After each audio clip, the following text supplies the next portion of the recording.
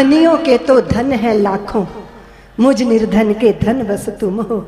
कोई पहने मानिक माल, कोई लाल जड़ावे, कोई रचे महावर मेहंदी मोतियन मांग भरावे। सोने वाले चांदी वाले पानी वाले पत्थर वाले, तन के तो 100 श्रृंगार है, मन के आभूषण बस तुम हो। धनियों के तो धन है लाखों, मुझ निर्धन के धन बस तुम हो। कोई जावे पुरी द्वारका, कोई ध्यावे काशी, कोई तपे त्रिवेणी संगम, कोई मथुरा वासी। उत्तर दक्षिण पूर्व पश्चिम भीतर बाहर, सब जग जार।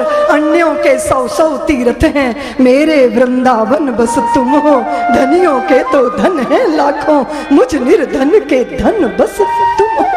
कोई करे गुमान रूप का, कोई धन पर झूमे, कोई मारे डींग ज्ञान की, कोई बल पर घूमे। काया माया जोरू जाता, सुख दुख जस अप जस त्रितापा। जीता मरता जग 100 विधि से, मेरे जन्म मरण बस तुम हो। धनियों के तो धन है लाखों, मुझ निर्धन के धन बस तुम।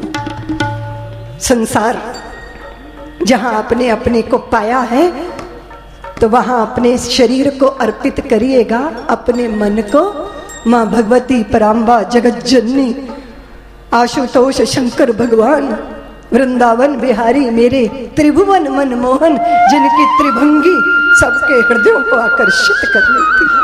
मेरे राम भद्र की मर्यादा, जिनकी शुचिता स्नेहशील और जिनकी करुणा चित्त का आधार बन जाती है। ठीक है ना? एक जना कह रहा था कि दीदी माँ, ये संसार है ना, ये तो प्याज है, प्याज। परतें उतारते रहो, आंसू मिलते हैं और दुर्गंध मिलती है। हमने कहा भैया इतने दुखी क्यों हो? कहता है दीदी माँ क्या बताऊं, घर की कलह कंठी जीने नहीं देती। तो मैंने कहा भैया ऐसा ही नहीं है, कुछ और दृष्टि से भी आप जगत को देख सकते हो, अगर आपके पास दृष्टि है। हमने देखा कि किसी संत को अगर इस तरह का साथी मिल गया तो वो बड़े सुखी हो गए। वो कहते हैं कि अगर साथी अपनी माया में फंसाए रहता तो भगवान का भजन उससे हम वंचित हो जाते।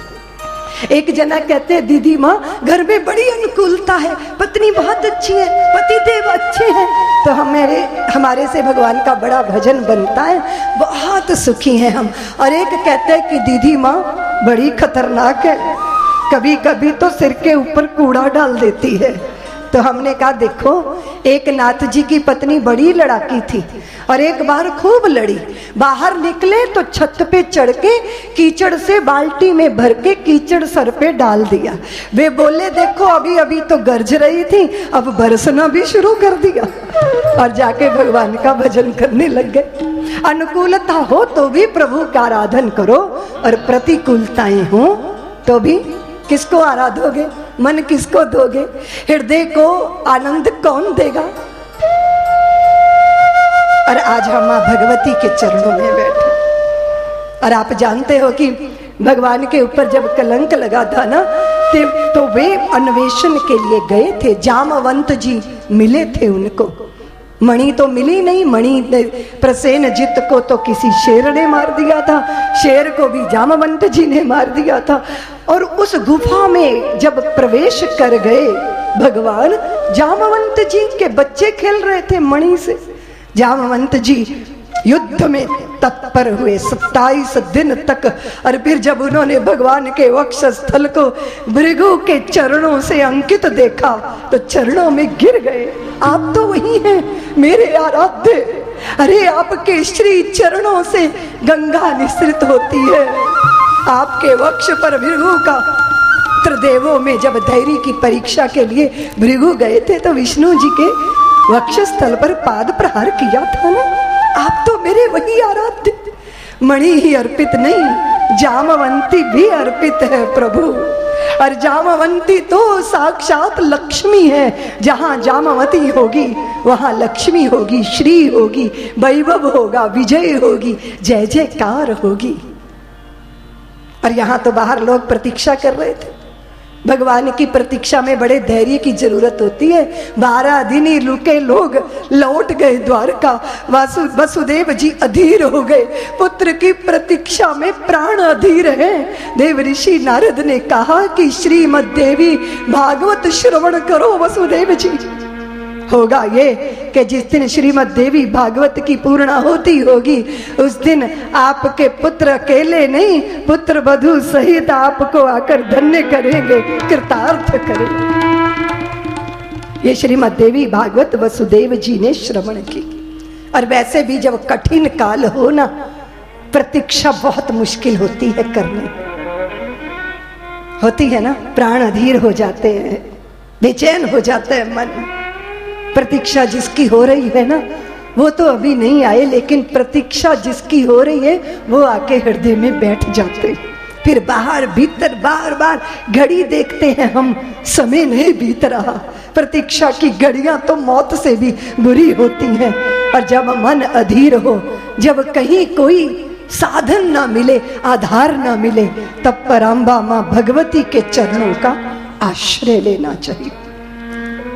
और हुआ ये, जब नवहान पारायण पूरा हुआ पारायण, और जैसे ही श्रीमद् देवी भागवत की आरती हुई और पूर्णता के मंत्र उच्चारित किए जा रहे थे, तैसे ही द्वारकाधीश भगवान जामवंती जी के साथ द्वारका में प्रवेश कर गए। वसुदेव जी धन्य हो गए, सारी द्वारका धन्य हो।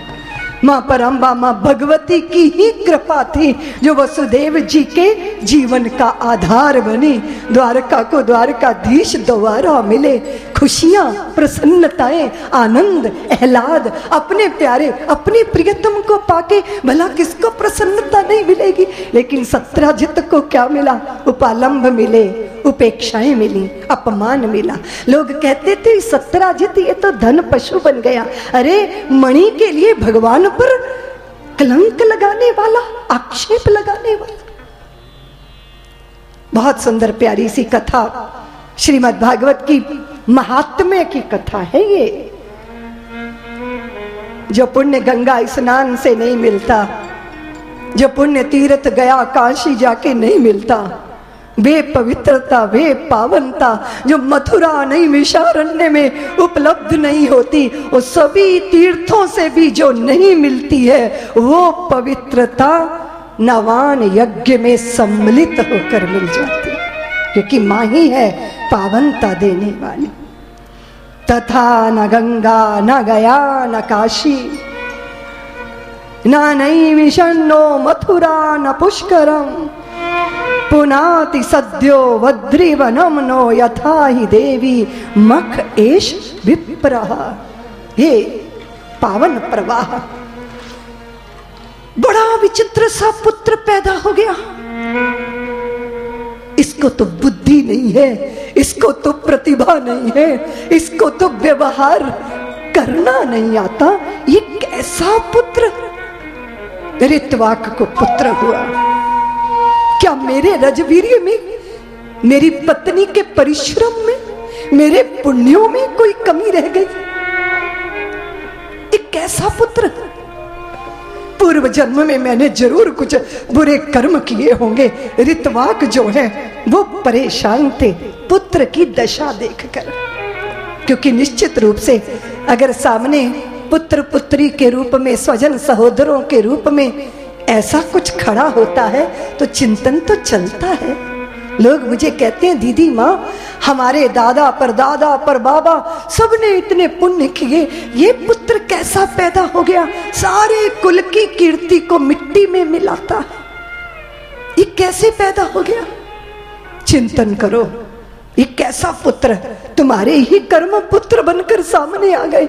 हाँ, कभी ग्रह नक्षत्र, और हमारे देश में ग्रह नक्षत्रों की बहुत मीमांसा की गई। जिस समय